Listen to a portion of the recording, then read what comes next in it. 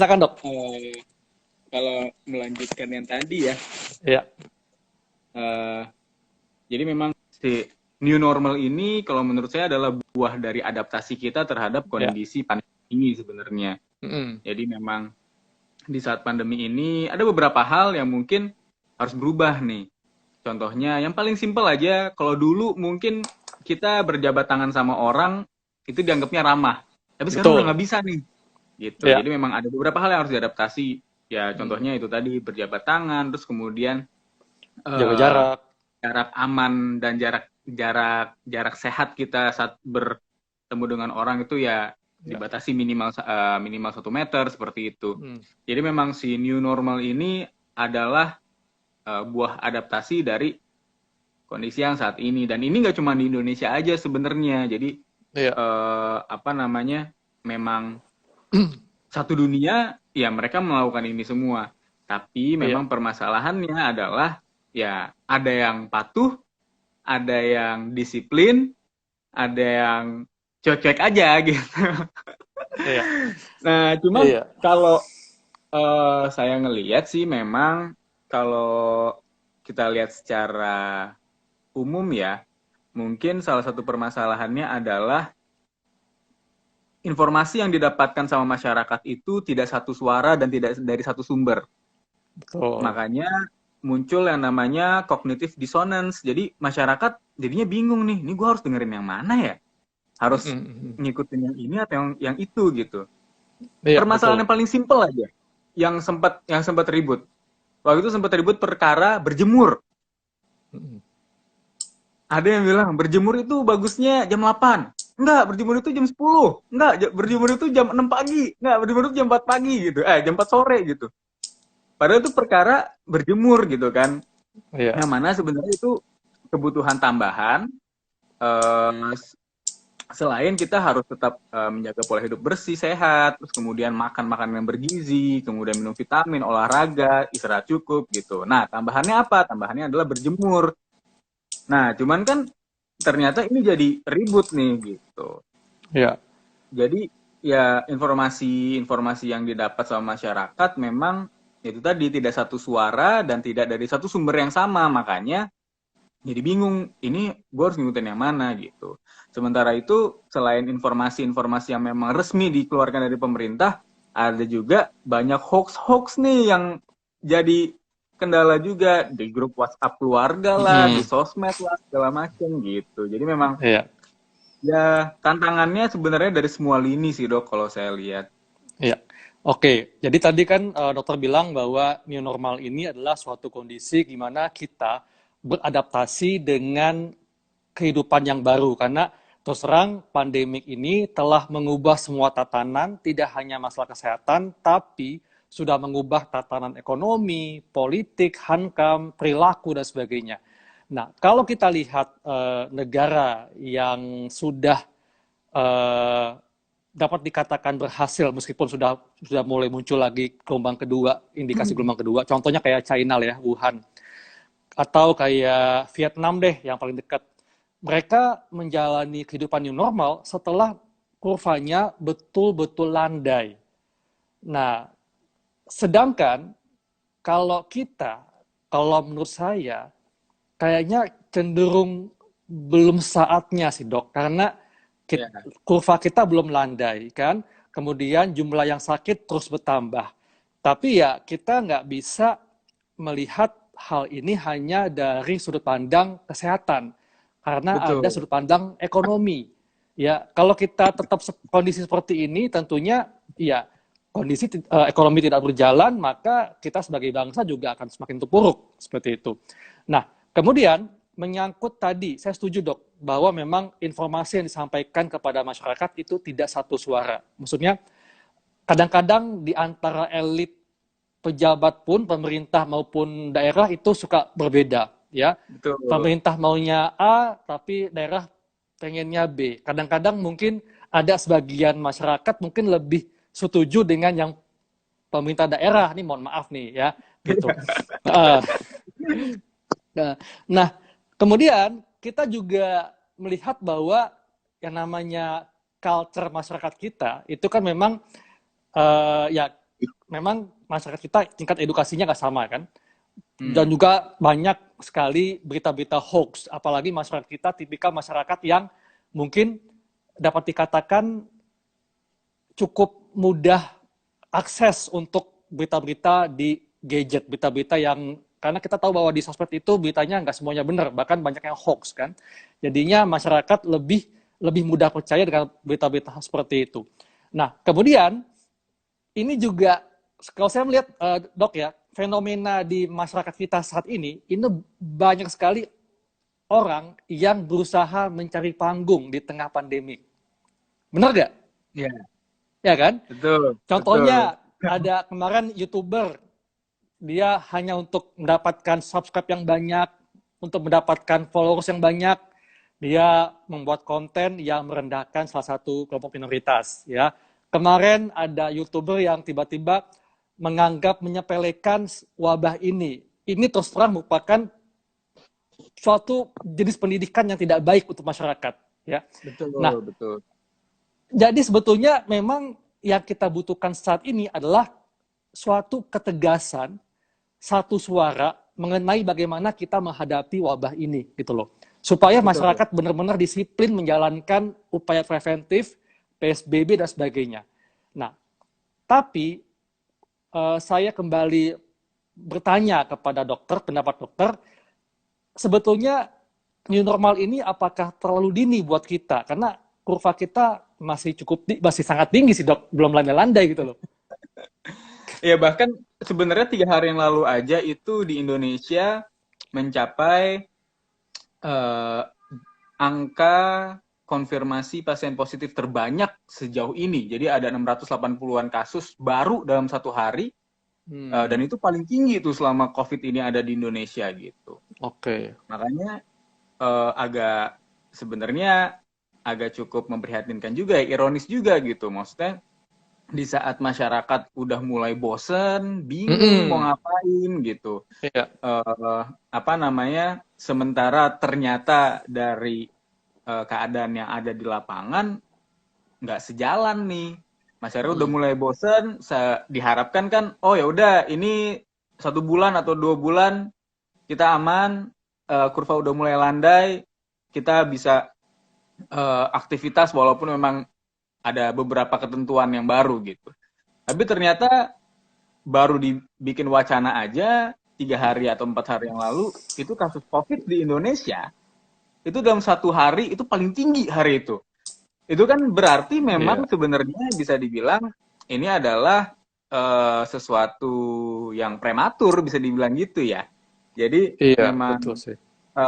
nggak sinkron nih antara yang apa namanya kejadian COVID dengan apa namanya keputusan yang diambil untuk melonggarkan si PSBB ini. Tapi mungkin benar Iya, tadi yang dibilang dokter, karena kita memang eh, negara kita negara demokrasi ya, jadi memang untuk bisa dari apa namanya pemimpin tertinggi kita memberikan satu suara langsung ke bawah itu mungkin agak sulit karena memang harus ada ya karena kita demokrasi harus dengarkan iya, pendapat kanan kiri dulu untuk betul. membuat satu keputusan juga pasti butuh waktu yang lebih lama lagi Setuju. karena kita menganut asas demokrasi ini dan Iya, kita memang harus dengerin dari berbagai macam visi dari berbagai macam pihak gitu dan ya kalau menurut saya sih sebenarnya yang harus dilakukan adalah membuat prioritas sebenarnya prioritasnya apa dulu nih hmm. Mm-mm. kesehatan dulu kah ekonomi dulu kah Iya, eh, apa namanya ketahanan dalam negeri dulu kah atau apa gitu. Jadi dari skala prioritas itu pasti ada 1 2 hal yang harus dikorbankan. Itu pasti. Nggak mungkin gitu dok enggak. ya. Iya, tapi ya itu tadi kita harus lihat prioritasnya saat ini tuh apa sih? Sebenarnya yang dibutuhkan saat ini sebagian masyarakat ini tuh apa sih? Kita nggak bisa bilang semua ya. Karena untuk Hmm. milih presiden aja ya cuma butuh angka 50% plus 1 gitu atau mungkin ya 50% lewat gitu. Nggak Mm-mm. mungkin butuh 90% masyarakat milih satu orang jadi presiden Iya, kan gitu. Jadi memang betul kita betul. eh ya pada akhirnya memang tetap ada yang harus kita tunda dulu nih gitu. Ya harus ada yang kita korbankan dulu nih untuk Iya, kebaikan di masa depan yang lebih dalam skala yang lebih besar seperti itu. Kalau menurut saya sih gitu sih sebenarnya. iya, Cuma iya sih dok. ya kalau misalnya dokter bilang eh apa namanya kita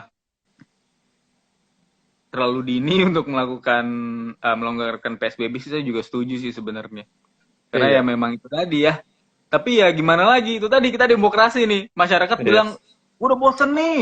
iya, Gue mau nonton konser, gue mau iya, iya, belanja besok lebaran iya, gitu. iya, iya sih. Iya, Gitu. tapi sih, dok ya, saya juga kadang berpikir sebetulnya eh, apa ya, masyarakat itu bisa seperti itu sebetulnya bukan karena latar belakang pendidikan, bukan latar belakang Ya, yang tadi saya bilang. Karena kita lihat aja di negara maju kayak di Jerman aja ada sebagian warga yang justru malah protes dengan lockdown. Kalau betul, kita betul. masih mending nih. Kita nggak ada yang protes, cuma agak-agak bandel dikit aja sebagian gitu kan. Ya. Heeh. Jadi memang sebetulnya hal lockdown atau PSBB ini lebih ke masalah ketidakpastian, Hmm, ketidakpastian ekonomi, ketidakpastian kapan wabah ini berakhir. Jadi ini membuat semua orang, ya sebagian orang jadi stres karenanya. Jadi betul. begitu ada wacana akan ada pelonggaran, euforia kan, Hmm. gitu. Dan Dikiranya angkanya udah turun nih. iya, padahal Padahal angkanya nggak kunjung reda. Ya, memang betul sih dok. Kita mesti bikin skala prioritas dan juga ketegasan dok sebetulnya. betul Ya, ketegasan. contohnya kayak apa ya? Kayak Vietnam deh, Vietnam atau China deh Wuhan ya. Memang selama 4 bulan tuh itu lockdown dan memang berhasil angkanya turun kan. Nah ini kan kita baru mau 3 bulan ya, 3 bulan tapi udah kayaknya nggak belum ada tanda kurvanya akan melandai malah ya memang karena gini dok karena kita pun saat ini kapasitas tesnya juga belum maksimal ya kan Betul. jadi ya Betul. mungkin saja jumlah penderita yang ada saat ini seperti gunung es sebetulnya Hmm. ya kan karena ya memang kapasitas tes kita masih 0,6 per 1.000 penduduk masih rendah sekali Iya. gitu sementara pemerintah menginginkan targetnya 10.000 sehari PCR Jauh banget ya. gitu kan Masih jauh jauh banget. kan.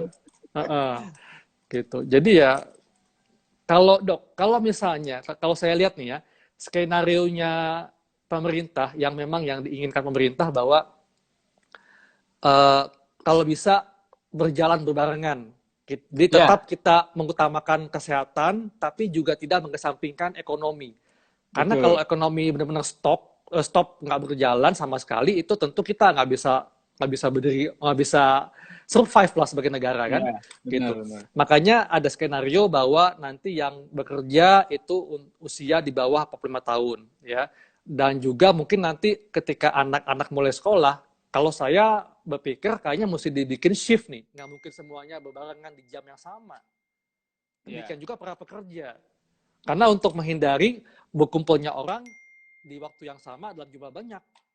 Gitu, Dok. ya benar. Ya kan? Jadi memang kalau kalau menurut saya juga harus dibuat protokol untuk semua lini nih. Betul. Terutama kalau kemarin ini ada salah satu teman saya itu bingung dok. Jadi Mm. ya pas operan jaga gitu dia bingung. Gue bingung nih. Anak gue tahun depan udah mulai masuk sekolah. Kira-kira gue sekolahin nggak ya? Karena kan kita nggak tahu ini PSBB sampai kapan. Iya, Aman nggak nih betul, anak gue betul. sekolah kayak Iya, gitu. iya, Apa gue harus tunda dulu anak gue masuk sekolah apa gimana gitu. iya, Karena gue juga, karena mungkin dia juga takut kan. Maksudnya betul. tempat yang baru, anak-anaknya harus beradaptasi secara psikologis, tapi Betul. ada ancaman dari kesehatan juga gitu. Iya. Jadi memang kalau menurut saya memang harus dibuat protokol di semua lini sebenarnya, baik itu dari bidang pendidikan, anak-anak sekolah seperti apa mungkin diatur, Mm. seperti tadi dokter bilang, kemudian masyarakat yang bekerja, usia-usia produktif, gimana caranya Iya. mereka bekerja di saat-saat pandemi ini ke depan seperti apa, sampai ini benar-benar bisa dibilang terlewatkan seperti itu. Iya. Cuman ya sampai saat ini, sejauh ini, sementara sepertinya ini yang bisa kita lakukan ya ini gitu. Iya sih. Jadi ya sambil menunggu ketegasan dari pemerintah membuat beberapa peraturan, ya Iya, masyarakat juga harus sadar diri. Karena gini, kalau menurut saya gini, di dunia ini tidak ada pemerintahan yang sempurna. betul. Makanya di situ adalah peran rakyat untuk melengkapi ketidaksempurnaan itu gitu. Jadi Betul, betul. eh, kita tidak bisa selalu mengharapkan dari pemerintah, pemerintah, pemerintah terus gitu. Iya, Rakyatnya juga betul, harus betul. bergerak, rakyatnya juga harus bekerja gitu. Iya. Makanya saya salut banget sama teman-teman yang memang eh, ber, bergerak untuk pas awal pandemi ya bergerak bantuan ke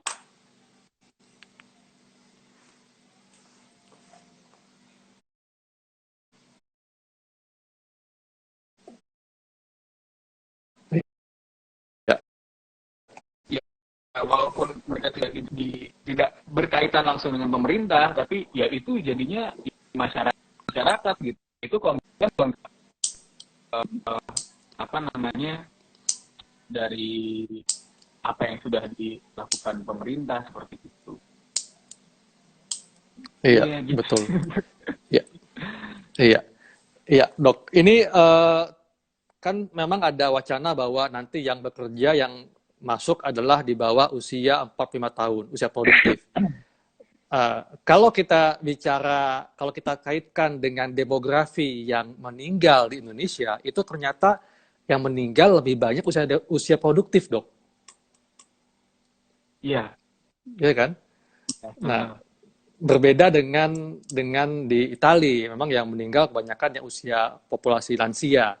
Nah, kalau kalau di Indonesia itu banyak meninggal usia produktif dan memang nantinya akan ada skenario untuk yang bekerja yang usia produktif. Makanya perlu ada protokol bahwa meskipun usia produktif masuk bekerja, tetap mesti ada pengaturan protokol yang tegas bagaimana untuk tetap melakukan upaya preventif. Jadi memang mesti ada pengaturan jam kerja. Jadi jangan sampai semuanya harus berkumpul di jam yang sama. Itu sih kalau menurut saya, Dok. Itu. Dan kemudian yang tadi saya setuju, Dok, dengan dokter bilang bahwa ini bukan hanya tanggung jawab pemerintah, tapi tanggung jawab kita semua. Ya, kapan pandemi ini berakhir itu ada di tangan kita. Nah, makanya kita mesti disiplin nih melakukan sebuah upaya preventif dan disiplin melakukan PSBB. Nah, Eh, tapi dok, kalau misalnya kita lihat ya belakangan ini, eh, masyarakat khususnya nih dok ya, untuk yang para pesohor yang oke lah saya nggak bilang pesohor ya, misalnya para mereka-mereka yang punya followers banyak di sosial media ya, kemudian kayak kita juga dokter, kalau dokter pasti insya Allah akan memberikan edukasi yang baik, yang benar pada masyarakat, karena ini merupakan tanggung jawab dokter sebagai uh, tenaga kesehatan. Tapi untuk mereka yang punya pengikut banyak di sosmed, ini ternyata kayak kita lihat kejadian kemarin kan, malah melontarkan statement yang melecehkan atau melecehkan virus ini, atau mungkin menganggap bahwa yang meninggal kemarin ini kayak kayak nggak ada artinya gitu loh. Padahal kita semua berjuang mati-matian, nggak hanya dokter, nggak hanya perawat, tapi keluarga pasien, pasien juga berjuang karena kan mungkin karena merasakan nggak tahu bahwa yang kalau misalnya kita nih terkena penyakit ini itu memang perjuangannya hidup mati. Kalau Iya begitu benar. pasien terkena gagal nafas, itu benar-benar nggak bisa nafas, benar-benar kayak kepala tuh dilelepan di air gitu loh. Makanya gimana ya, supaya masyarakat jangan sampai mengikuti atau terkecoh dengan para YouTuber yang kemarin itu melecehkan, menyepelekan wabah ini gitu loh. Kalau saya sih ngeliatnya gini dok, karena memang Ya, kalau untuk dunia per YouTubean gitu ya, karena kan mereka harus bikin konten yang mana gimana caranya konten ini bisa viral betul. in a good way or in a bad way. Karena ya intinya adalah views, intinya adalah engagement, insight, ya angka-angka itulah jumlahnya Ya, berapa yang nonton segala macam. dilalahnya saat ini Mm-mm. memang berita-berita yang sedang menarik banyak perhatian adalah seputar COVID. Betul. Nah, jadi mau nggak mau mereka harus bikin konten itu gitu. Iya. Walaupun ya itu bukan bidang mereka gitu. Tapi kalau saya rasa sebenarnya ya mereka sah-sah aja untuk apa namanya bikin konten itu. Dengan catatan mereka harus benar-benar tahu nih, ini nih apa sebenarnya. Betul. Paling enggak itu mereka bikin konten, mereka konsultasi dulu lah ke orang-orang yang memang paham Iya. gitu. Karena ya maksudnya dokter yang memang juga banyak memberikan edukasi juga sekarang kan banyak banget gitu ya. Mereka bisa tanya salah satu gitu. Bener nggak yang akan saya omongin ini? Karena setahu saya setiap mau bikin podcast atau konten kayak gitu, itu udah ada poin-poinnya apa aja yang akan ditanyakan gitu. Mm-mm. Dan proses mereka sampai bisa ngepost video itu tuh panjang. Mereka harus ngedit dulu, mereka harus Betul. apa namanya rendering dulu videonya. Di situ sebenarnya mereka bisa melakukan cutting atau editing kalau misalnya memang ada Iya. beberapa konten yang dirasa wah kayaknya ini terlalu sensitif dan dia nggak tahu ini benar atau salah, mendingan di cut dulu. Itu bisa banget mereka lakukan Betul. sebenarnya gitu. Jadi kalau saya sebenarnya uh, tidak ingin menyalahkan atau ngejudge orangnya, tapi saya lebih ke mengkritisi perkataan yang dia lontarkan saat itu gitu.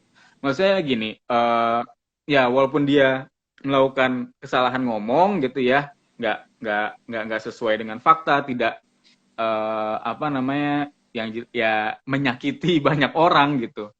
Cuman ya saya rasa itu adalah ketidakpahaman yang bisa dipahami karena memang dia sebenarnya nggak paham. Tapi permasalahannya, pertanyaannya, kenapa dia berani untuk membuat statement itu gitu. Iya, iya, Itu betul, dia. betul.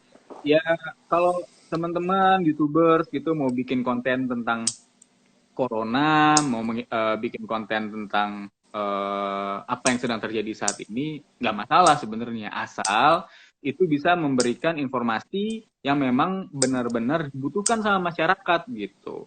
Jadi Betul. eh, ya harus bisa lebih bijak dalam membuat konten, apalagi teman-teman YouTubers ini mungkin subscriber udah banyak, terus kemudian punya Mm-mm. followers atau fans yang benar-benar fanatik. Iya, Jadi walaupun salah, oh dibela terus gitu. Padahal betul. ya seharusnya nggak kayak gitu gitu. Cuman ya kalau saya sih ngelihatnya mungkin ini bisa jadi pembelajaran buat kita semua ya. Maksudnya Iya, ya dari segi kita yang menonton mungkin kita bisa lebih bijak lagi dalam memilih uh, orang yang kita idolakan. Karena ya sebenarnya kalau bisa kita lihat ya, yang dilakukan influencer-influencer ini atau youtuber-youtuber ini sedikit banyak akan mempengaruhi followers-followers dan fans-fansnya gitu. Karena yang namanya betul. juga influencer, jadi influence ya.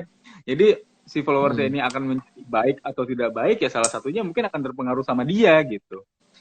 Iya, Jadi betul. ya kalau saya sih ngelihatnya ini harus dua arah nih, dari si Iya, pembuat konten dan dari si penontonnya juga. Gimana si iya, pembuat kontennya bisa melakukan atau memilih konten yang akan dikeluarkan, dan juga si yang nonton konten bisa memilih konten apa aja yang betul. harus gue tonton.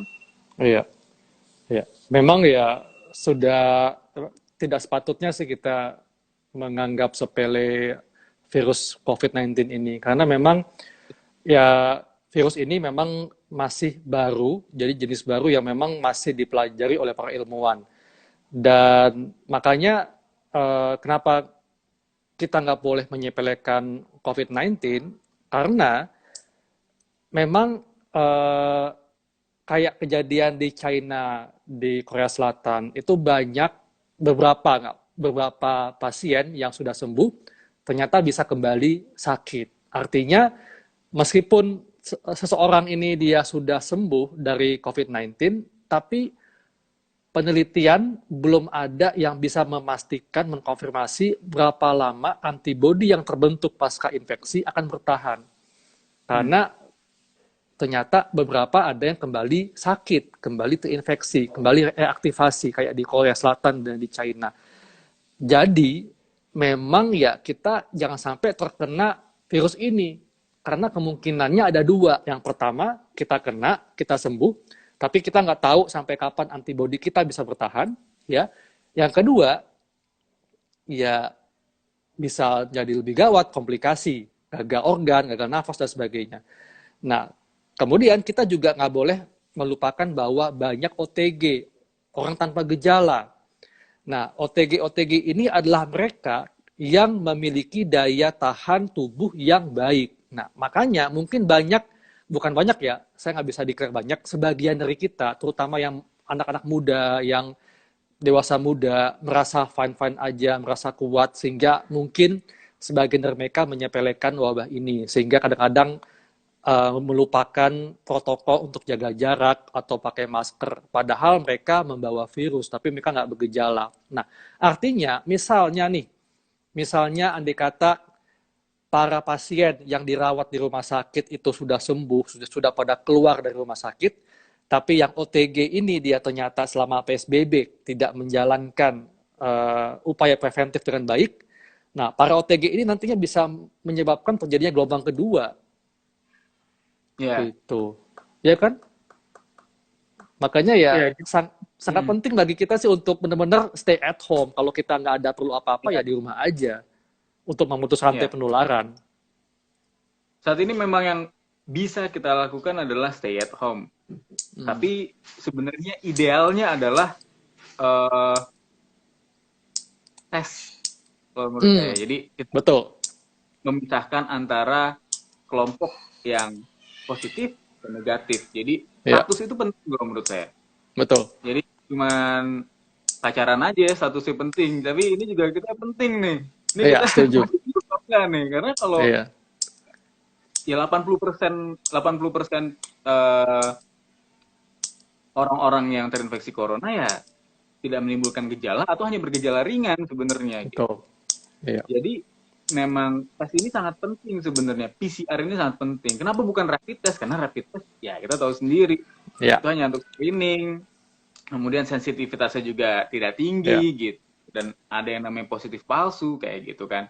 Jadi memang sebenarnya tes ini sangat penting. Jadi ya itu tadi untuk memisahkan antara kelompok yang benar-benar dia positif dan kelompok yang negatif. Tapi permasalahannya di Indonesia ini belum bisa menyediakan tes untuk Betul. seluruh masyarakatnya gitu. Iya, Jadi apa setuju. yang kita lakukan ya udah yang bisa kita lakukan Iya, adalah yang selama ini sudah disarankan oleh pemerintah. Kalau bisa iya, kita di rumah aja, bekerja dari rumah, iya, ibadah dari betul. rumah, silaturahmi di rumah, ini mau lebaran Iya, juga gitu. Jadi iya, ya tapi ya kadang memang kita tidak bisa melakukan sesuatu sesuai iya, yang semestinya, yang idealnya ya betul. gitu. Walaupun Iya, idealnya itu tadi tes. iya, iya, Misalkan antara yang positif dan yang negatif gitu. Supaya tahu iya, apa yang harus dilakukan. Positif, betul. ya ini Stay at kelompok yang home. positif, kamu stay at home, gini, gini, gini, gini, gini, gini. Iya, Yang negatif, ya kamu iya, harus melakukan ini, gitu. iya. Setuju banget, Dok. Jadi memang yang idealnya itu adalah 3T sih. Tes, tracking, and tracing. Nah, Ya, tapi kan kondisi kita ya, kapasitas kita untuk melakukan tes itu masih rendah kan, berbeda dengan Korea Selatan. Jadi seperti kata Pak Ridwan Kamil, dana Jawa Barat itu hanya 1%-nya dananya Korea Selatan kan. Jadi ya nggak mungkin untuk nggak mungkin untuk melakukan tes massal dengan PCR. Makanya yang dapat iya, dilakukan adalah Pak Gubernur meminta masyarakat disiplin untuk menjalankan PSBB dengan baik. Karena kan kita nggak tahu siapa yang membawa virus atau enggak kan, gitu. Saya baru tahu tuh bahwa dananya Iya, Jawa Barat 1% Korea 1% ya. Selatan, iya. Waduh. Untuk menyelamatkan 50 juta penduduknya gitu, Iya. ya kan? Jauh banget ya. Iya. Jauh banget. Jadi ya Jauh banget ya. makanya memang penting sekali sih apa ya, kemauan kita, tanggung jawab kita sebagai warga, sebagai rakyat untuk memahami kondisi saat ini, untuk bersabar. Memang Iya. yang bosan itu nggak satu dua orang, tapi semuanya pasti mengalami kesuntukan. Saya pun juga suntuk sebetulnya. Tapi ya Iya. ini adalah jalan yang paling baik yang dapat kita lakukan untuk memutuskan rantai penularan. Karena kalau kita memaksa untuk tes semua, itu kita nggak punya kemampuan yang cukup untuk itu. Itu. Tapi ya kita lihat masih ada aja yang nyolong buat mudik lah. Segala jalan tuh dipakai gitu loh. Iya, iya. Tapi emang kreatif sih betul. Iya. Pakai nyewa truk kan, mobilnya dinaikin ke atas truk, ditutupin Iya. terpal, tapi Heeh. saya ketahuan. Nah, itu tuh. Iya, betul. Iya. Dan memang kita Ini juga kayak banyak mesti, pertanyaan yang ya dok, masuk juga, nih, Dok. iya, Banyak pertanyaan yang masuk juga nih. ah, iya. Ini ada yang bertanya tentang ini dok, tentang herd immunity. Apakah itu hal yang baik untuk dilakukan? Oke, ya. Silakan dok, pendapat Ya, dokter tentang herd immunity. jadi sebenarnya eh, herd immunity ini mengambil prinsip dari ilmu vaksinologi ya. Jadi Ya, memang apa namanya, bagaimana caranya untuk bisa kita memiliki yang namanya imunitas gitu ya. ya, Nah, cuman kalau herd immunity ini memang ada kalau menurut saya agak tricky sih sebenarnya kalau untuk dilakukan betul. di Indonesia. Iya, Kenapa? Karena gini, kita kalau kita hitung matematis aja nih ya, mm-mm. masyarakat Indonesia adalah 250 juta jiwa. Betul. Sedangkan untuk mencapai herd immunity itu paling enggak harus 80% Iya, yang dari terkena. ya, ya yang terkena dari populasi yang terkena gitu. Iya. Jadi itu Artinya, sekitar 190 juta dok yang terkena andai kata herd immunity. ya, ya artinya kalau apa namanya, sorry, 80% yang dia udah punya kekebalannya. Artinya Oke. si 20% ini adalah orang-orang yang ada eh, di rumah sakit nih. Lu Iya. bayangin aja tuh berapa orang tuh. Mm-mm. Jadi tidak sesuai dengan kapasitas rumah sakit yang ada di Indonesia. Karena Betul. kalau misalnya kita lihat berita terbaru itu pemerintah sudah mempersiapkan 132 rumah sakit rujukan yang bisa merawat COVID. Yang mana Mm-mm. itu ada yang mana tuh 50%-nya digunakan untuk merawat pasien COVID dan 50%-nya untuk merawat pasien yang bukan COVID. Jadi kalau Oke. misalnya dikalkulasi itu sebenarnya ada sekitar 23.000 bed untuk pasien COVID yang sudah disediakan sama pemerintah. Nah, tapi kalau misalnya kita menerapkan yang namanya herd immunity, semua ya udah bebas aja deh, mau Mm-mm. ngapa keluar segala macam, itu diprediksikan bisa ratusan ribu yang sakit dalam saat waktu yang bersamaan gitu, yang mana itu Betul, nggak betul. kapasitas eh, apa namanya Iya, negara kita gitu. iya. Dan dari 20% itu misalnya taruhlah 100.000 orang gitu ya. 100.000 orang. Ya kita lihat sendiri aja mortality rate di Indonesia berapa? 7%. Tinggi. Jadi, Iya, jadi, jadi itu sama betul. aja kita merelakan 7.000 orang yang meninggal gitu aja gitu. Iya, iya, Jadi memang kalau menurut saya sih kurang ideal kalau dilakukan di iya, Indonesia saat ini ya. betul. Cuman ya itu tadi memang banyak hal yang tidak bisa diprediksi. Iya, Contohnya, kita ingat di awal-awal adanya COVID ini ada para ahli matematika dari Ikatan Alumni Universitas Indonesia tuh sempat viral tuh. Dia bikin 3 skenario bagaimana COVID berakhir, kapan COVID berakhir, segala macam gitu. Eh Padahal udah ngarep banget tuh itu beneran bisa terrealisasi kan. Puncaknya ada di bulan Juni, setelah itu kita bisa apa namanya, kurvanya mulai melandai, setelah itu kita bisa aktivitas walaupun dengan beberapa hal yang harus diadaptasi. Tapi ternyata tidak semudah itu. betul. Tidak semudah itu karena kita ngelihat banyak banget faktor-faktor yang mempengaruhi, tidak hanya dari keputusan pemerintah tapi mungkin juga psikologis masyarakat, kepentingan satu dua orang yang mungkin harus bekerja gitu, dan bekerjanya juga mereka harus setiap hari di lapangan atau di jalanan gitu. Jadi ya kalau misalnya pemerintah akhirnya bilang kita harus berdamai dengan COVID, ya mungkin itu apa ya, ya saya sih nggak bilang putus asa sih, tapi ya mungkin Betul. Ya, eh, mungkin ya ya udah mau gimana lagi gitu. Karena iya, memang dibikin peraturan yang sangat strict iya, susah karena banyak banget yang protes. Sementara betul. kita negara demokrasi harus dengerin Iya, berbagai macam pihak, nggak bisa kita yang otoriter langsung ini harus begini lockdown, nggak bisa juga gitu. iya. Dan di sisi lain ya masyarakat juga banyak menuntut kapan ini selesai, gue harus Mm-mm. kerja, gue harus ini, gue harus itu. Ya kayak Dokter Haikal misalnya, mungkin teman-temannya banyak yang bekerja di bidang entertainment yang mana mereka juga kena imbasnya, banyak job-job yang di cancel Mm. segala macam kayak gitu kan. Jadi Iya, ya memang kalau menurut saya sih sekarang yang bisa dilakukan adalah kita melihat ke diri kita sendiri gitu. betul.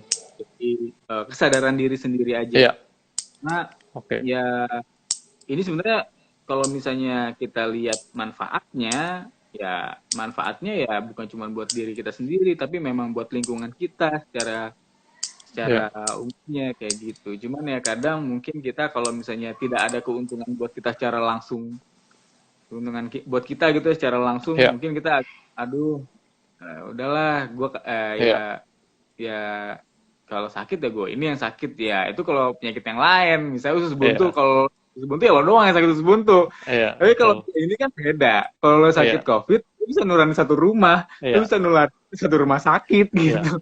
Kalau kalau saya menganggap nih, andai kata misalnya misalnya nih kita merasa sehat, kemudian kita tidak melakukan upaya preventif atau mengabaikan upaya preventif, kita nggak tahu kalau kita membawa virus. Nah, ini kita berpotensi untuk melakukan dosa jariah.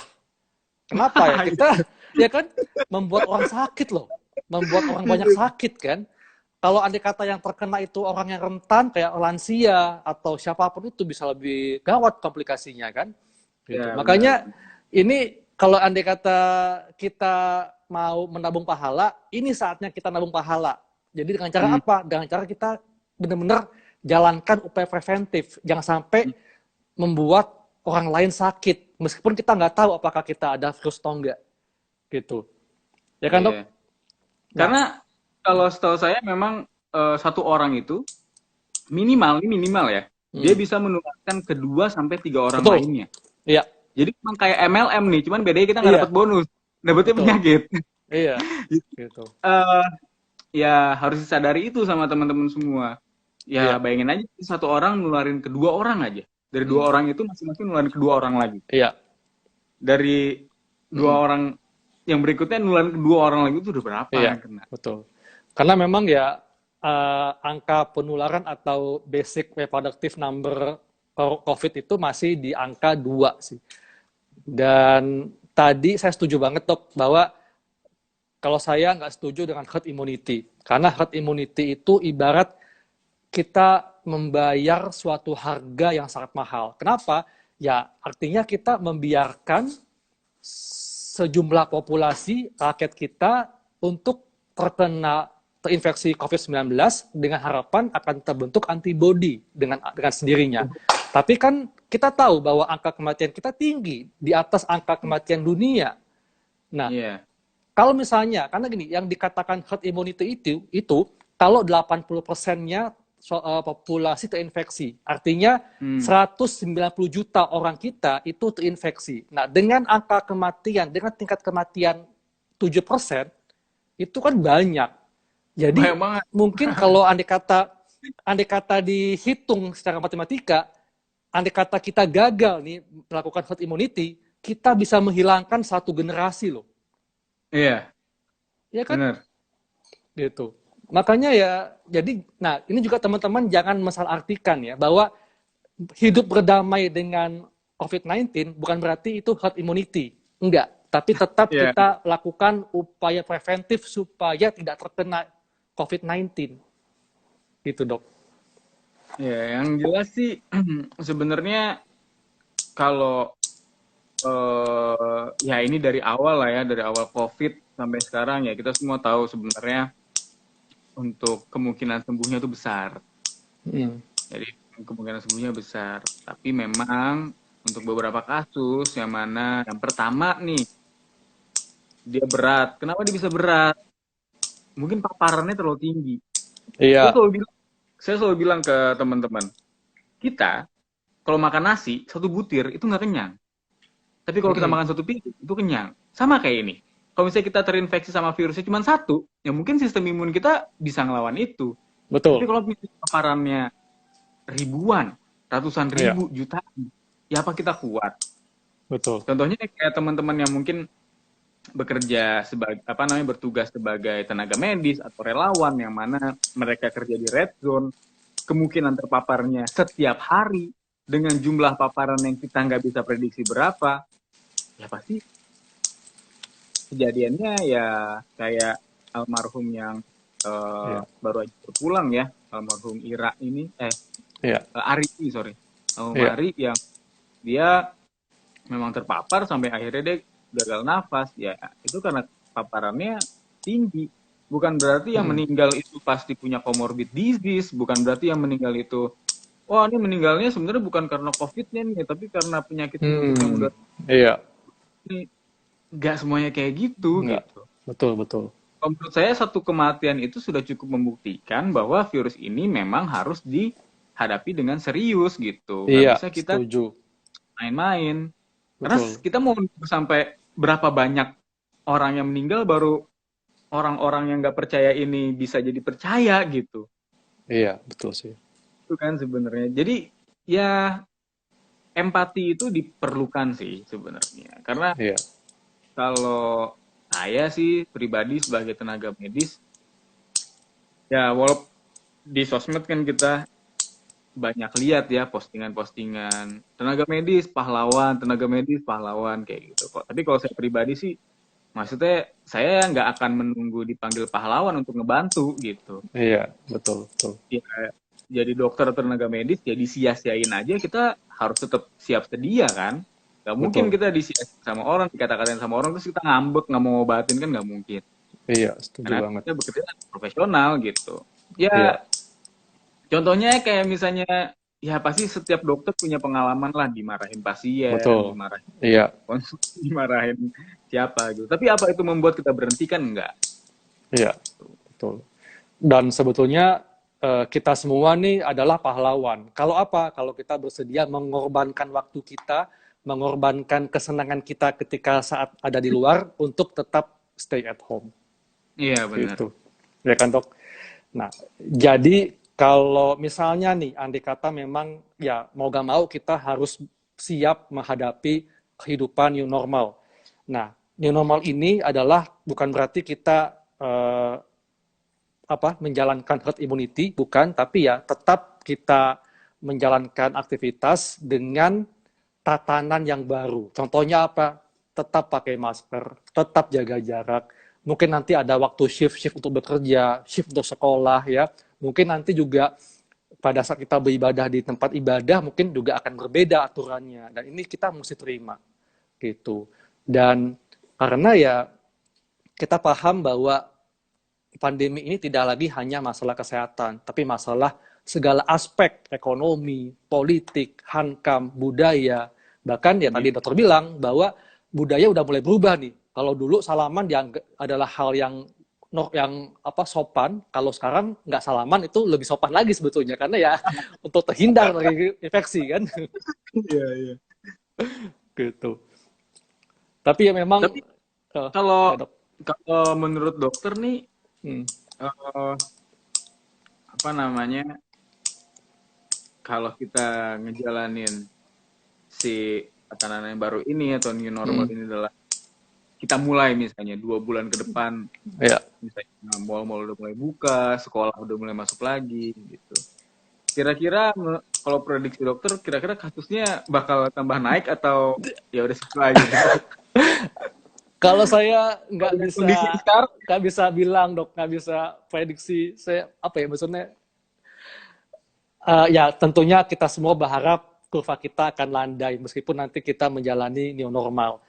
Tapi ya kembali lagi sih kita mau menjalankan new normal atau enggak, kita lihat deh saat ini kita udah disiplin belum melakukan PSBB, ya kan? Buktinya banyak ya masih nyolong mudik, ya kemudian apa berantem dengan petugas karena disuruh pakai masker malah nggak mau, ya, sampai masuk berita viral di Iya, sosmed, gitu kan.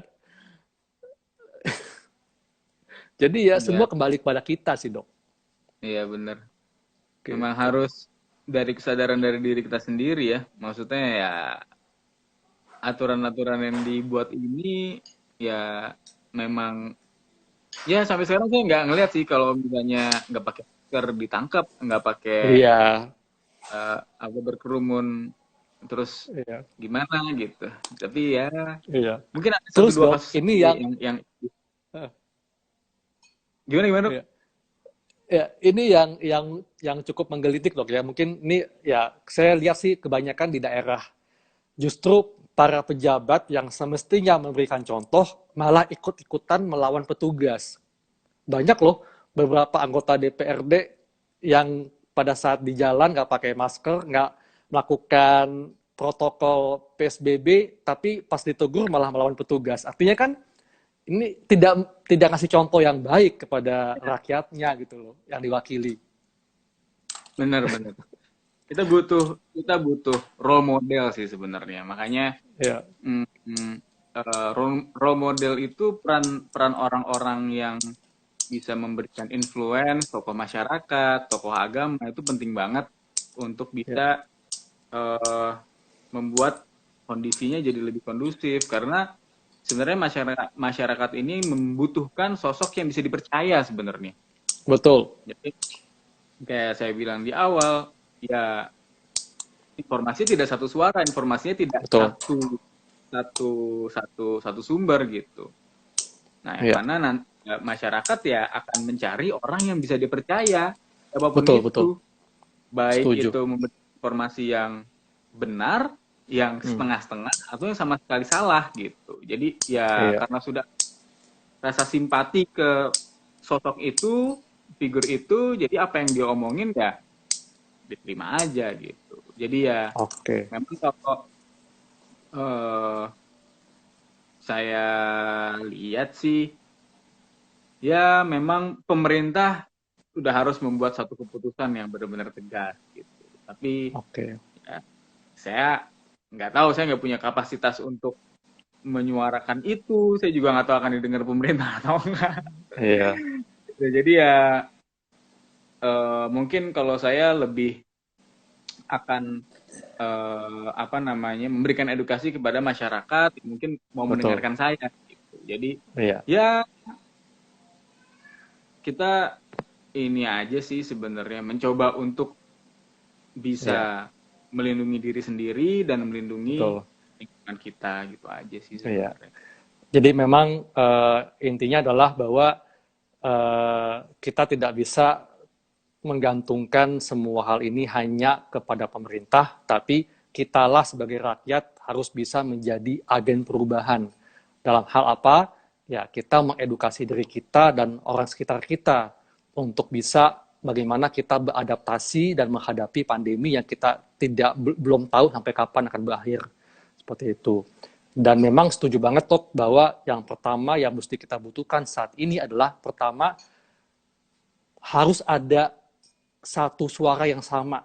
Jadi antara pemerintah pusat dan daerah itu harus satu suara. Itu dok ya. Betul, Nah, betul. betul. Terus yang kedua, yang ideal kalau bisa kapasitas tes kita ditingkatkan supaya Iya, kita bisa memisahkan mana yang positif, mana yang negatif gitu. Kemudian tetap kita mesti disiplin lakukan PSBB, pakai masker, jaga jarak ya, rutin cuci tangan dan sebelum kita pada akhirnya memasuki menjalankan kehidupan new normal itu protokol harus jelas dan harus sampai ke masyarakat ke pelosok gitu benar. Karena gitu kita sih dok. sebenarnya kan punya menteri dari segala bidang ya. Maksudnya mungkin para menteri ini bisa Iya, bikin protokol untuk betul. masing-masing bidangnya. Misalnya di pendidikan, pada di Iya, Makarim bikin protokol untuk anak sekolah, misalnya iya, begini gitu. Atau mungkin di bidang-bidang lain, misalnya di perkantoran bikin protokol seperti ini gitu. Yang mana iya, itu sebenarnya sangat mungkin dilakukan saat mungkin ini banget juga. dok. dari kemarin-kemarin. Iya, Gitu. Jadi memang mungkin sudah dibuat, tinggal ditunggu iya, rilisnya aja. Tapi ya kalau setuju. saya rasa ya yang pertama kalau misalnya kita apa saya boleh rangkum dari pembicaraan kita ya memang ini new normal ini ya mau nggak mau akan kita laksanakan Hadapi, untuk betul. jangka waktu yang belum tahu kapan gitu. Tapi mungkin pertanyaannya apakah sudah tepat dilakukan di saat ini atau belum? Karena melihat sebenarnya kurva kita belum landai, angka Ya, kejadiannya juga masih banyak gitu. Terus yang kedua juga ya pintar-pintar menyaring informasi, pintar-pintar memilih orang yang kita percaya sebenarnya untuk memberikan betul, informasi supaya tidak terjadi misleading, supaya tidak terjadi kesalahpahaman, supaya tidak terjadi hal-hal yang tidak diinginkan lainnya gitu. Dan juga jangan lupa untuk kita ya itu tadi jaga kebersihan, betul. THBS, minum vitamin, makan Iya, makanan yang bergizi, olahraga. Ya sebenarnya mungkin bosen sih dengernya, maksudnya cuci betul. tangan apa segala macem. Iya, iya, sudah. Dan tentunya ya kita berdua berharap, saya dan Dr. Agurvan berharap teman-teman yang mengikuti Live IG ini juga bisa menjadi agen perubahan yang terus memberikan edukasi kepada diri sendiri dan kawan sekitarnya bahwa ya mau gak mau ini semua adalah tanggung jawab kita bersama. Berhasil atau tidaknya kita melawan, menghadapi pandemi ini tergantung kita. Bukan tergantung pemerintah, bukan tergantung dokter, bukan tergantung Kemenkes, tapi tergantung kita semua. Karena kitalah yang pegang kendalinya. Gitu. Gitu dok ya? Betul, Dok. Oke, jadi ya kita harus siap bahwa nanti kita akan menghadapi kehidupan new normal, tapi jangan diartikan new normal ini sebagai herd immunity, bukan ya, karena kita tidak akan mungkin melakukan herd immunity ya, karena ini akan sangat berat bagi kita ya. Ini adalah suatu harga sangat mahal kalau kita melakukan herd immunity. Jadi intinya tetap lakukan upaya preventif semaksimal mungkin pada saat kita melakukan menjalani kehidupan new normal seperti itu. Oke, dokter ada pesan kepada teman-teman dok yang ikut yang join live IG malam ini? Buat teman-teman semuanya, yang pertama sih kalau dari saya selamat melanjutkan ibadah puasa sampai Lebaran nanti. Kalau misalnya memang Lebaran kali ini mungkin berbeda dengan Lebaran-Lebaran sebelumnya, mungkin teman-teman banyak yang nggak bisa ketemu keluarganya secara langsung, tapi ya disyukuri aja karena ini untuk kebaikan kita bersama. Iya, Yang jelas jangan memaksakan diri untuk betul, mudik karena ya apalagi kalau misalnya berdebat sama petugas mudik sama pulang kampung tuh bedanya di mana betul. ya? Iya, iya, Ada iya videonya sih. tuh, ada Iya, videonya orang ditangkap terus bilang, Mas mudik, ini nggak mudik, ini pulang kampung, lah bedanya apa? iya, iya sih. Ya, apalagi sampai sampai sampai konyol kayak gitu ya. Jadi Iya, ya yang jelas eh, apa namanya sebisa mungkin menahan diri. Ya kalau betul. misalnya dibilang bosen ya saya juga bosen sebenarnya nggak ada Mm-mm. kegiatan yang banyak yang biasa saya lakukan gitu. Tapi Iya, ya sampai saat ini sementara ini ya memang ini kondisinya dan ini nggak cuma di Jakarta aja, nggak cuma di Jawa Barat, Jawa Timur, di Kalimantan, di Sumatera atau di Papua atau di iya. Ambon atau dimanapun berada. Tapi memang ya semuanya satu dunia ya begini sekarang kondisinya. Betul, Gitu. betul. Iya. Jadi ya, ya kita kembali pada kita semua dok ya. Dan Iya, tentunya jangan lupa kita untuk tetap berdoa karena bagaimanapun juga usaha kita tentunya membutuhkan keridhaan dari Yang Maha Kuasa. Seperti itu dok. betul. Oke. Jadi tetap jangan patah semangat, tetap optimis karena bagaimanapun juga life must go on. The show Betul. must go on. Itu Ya. dok. Ya. Oke dok, thank you dokter untuk sharingnya Ya, malam hari ini. ya Semoga semoga kamu teman-teman bisa ketemu langsung, diskusi langsung. siap dok. Dan saya doakan kita semua sehat selalu, tetap Amin. terlindungi, dan tentunya kita bisa kuat dan tetap optimis menghadapi pandemi ini. Baik teman-teman, Terima kasih untuk partisipasinya dan saya ucapkan selamat malam. Oke. Kasih ya, Dok. Thank you. Dok.